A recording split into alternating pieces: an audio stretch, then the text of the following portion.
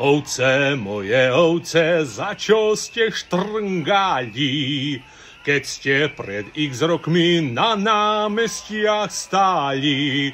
Tu krásnu krajinu na dve rozdelili, podniky, továrne vytunelovali. A páni v kravatách slobodu sľúbili. Tu rabováčku demokraciou zvali.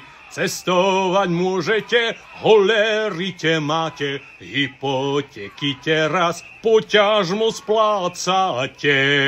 Politici zase zvú vás na námestia, tí, čo kriedou čmáru, vraj sa tam pomestia. Ovce, moje ovce, kedy pochopíte, že pred zločincami na zemi kľačíte?